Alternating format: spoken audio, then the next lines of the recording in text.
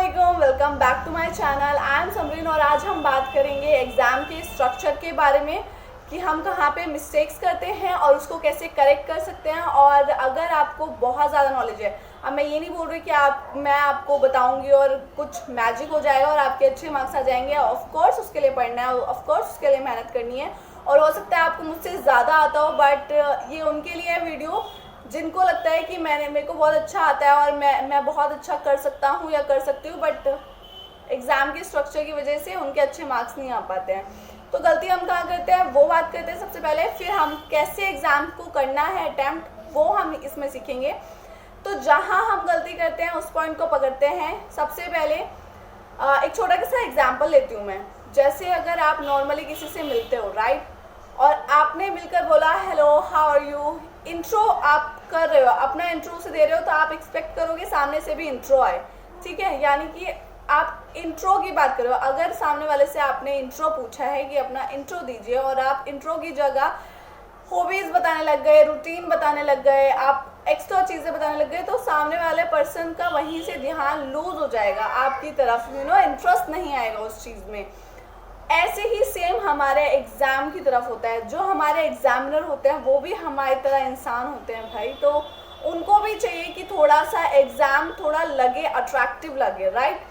अब उसमें काफ़ी बच्चे ऐसे होते हैं जो ऐसे की तरह उसे लिखते जाते हैं और 8, 9, 10 पेज भरते जाते हैं। उनको लगता है जितना हम भरेंगे उतने ज़्यादा मार्क्स आते हैं और यही हमारी सबसे बड़ी गलती होती है, क्योंकि एग्ज़ाम को हमारा मोटिव होता है, एग्ज़ाम को भरना हमारा मेन मोटिव नहीं होता। यानी कि पेजेस को भरना हमारा मेन मोटिव नहीं होता, हमारा मेन मोटिव होता है कि क्वेश्चन से जितना हमसे पूछा गया है, क्वेश्चन ने जितना हमसे पूछा है उतना उसके शब्द, जितने शब्द वो मांग रहा है उतने ही शब्द हमें देना है, एक्स्ट्रा चीज़ों को साइड रखना है, राइट। तो हमें क्या करना है, हमें सबसे पहले ध्यान से क्वेश्चन को पढ़ना है, क्वेश्चन पूछ क्या रहा है। भले ही हम फॉर एग्जांपल हमसे राष्ट्रीय संघ का पूछा या प्लेटो का, या एग्जाम में हमसे कुछ भी क्वेश्चन पूछा गया, उसको ध्यान से पढ़ना है, उसमें देखो कि क्या पूछा गया है। जितनी नॉलेज वो चाहता है उतनी ही नॉलेज ऐड करनी है। ऐसा नहीं है कि मुझे बहुत ज़्यादा पता है तो सब ही उसमें डाल देना है, वो चीज़ों को अवॉइड करना है। उससे क्या होता है, एग्जामिनर जब चेक कर रहा होता है तो उसको चाहिए कि मेन चीज़ें लिखी हो, राइट। आप एक्स्ट्रा चीज़ें उसमें भर रहे हो, निबंध की तरह भर रहे हो। हम एक स्टोरी बुक भी तभी पढ़ते हो जब उसमें हमें इंटरेस्ट आए, यानी कि पिक्चर्स वगैरह, हम वो वाली स्टोरी बुक्स को पिक करते हैं। अब हम अपने आंसर में पिक्चर्स तो ऐड नहीं कर सकते, बट थोड़ा उसे अट्रैक्टिव दिखाने के लिए पॉइंट्स ऐड कर सकते हैं। वही करना है जहां हम गलती करते हैं। ऐसे लेटर की तरह हमें भरना नहीं है, हमें क्वेश्चन को पढ़ना है। क्वेश्चन का सबसे पहले इंट्रो से शुरुआत करनी है। अब हमें क्या करना है, इंट्रो हमें देना है जितना पूछा गया। अगर आपको लगता है 1 पेज इनफ है इसके लिए इंट्रो, हाफ पेज इनफ है या 1.5 पेज इनफ है, उतना देकर वहीं पे ख़त्म करो। मेन चीज़ें होती है क्वेश्चन को अटेम्प्ट करने की, इंट्रोडक्शन, मेन बॉडी, कंक्लूजन, ये तीनों चीज़ में हमें ख़त्म करना है। हिंदी वालों के लिए भूमिका, सारांश और निष्कर्ष, इससे ज़्यादा हमें एक्स्ट्रा कुछ भी नहीं लिखना होता। इंट्रो में जितना हमें पूछा गया है थोड़ी सी उसके बारे में डिटेल में हमने स्टार्टिंग में बताया।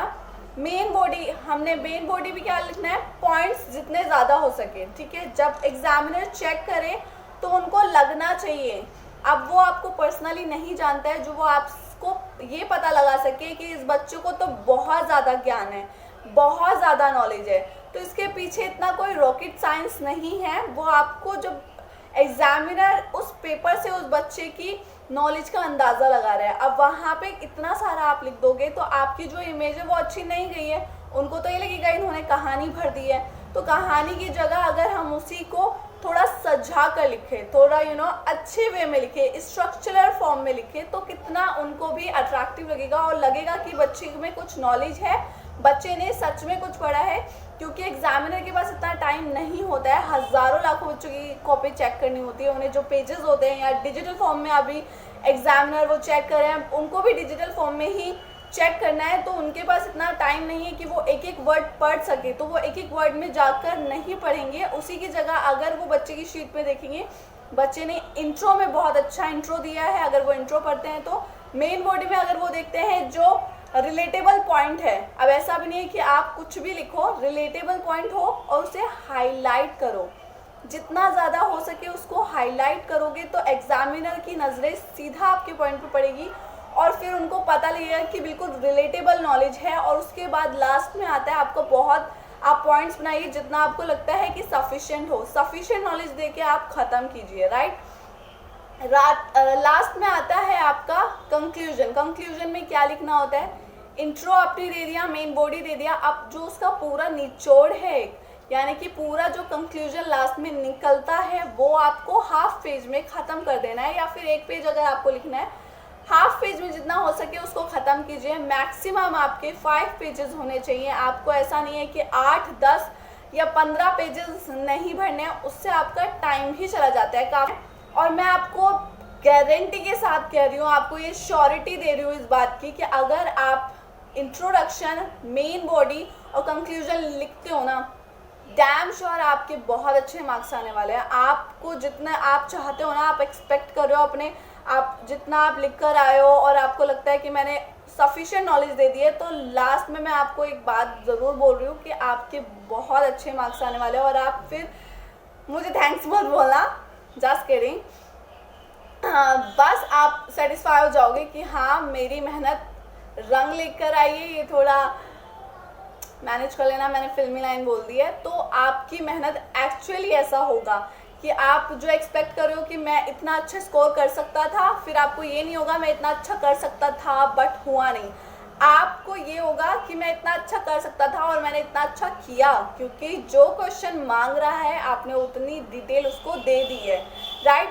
होपफुली आपको ये वीडियो ज़रूर बहुत हेल्प करेगी। और अगर वीडियो थोड़ी भी इंफॉर्मेटिव लगी हो तो please do like, share and subscribe my channel and never forget to hit the bell icon and like तभी करना है वीडियो informative लगे और पसंद आए। So yeah, that's it for today. Allah Hafiz.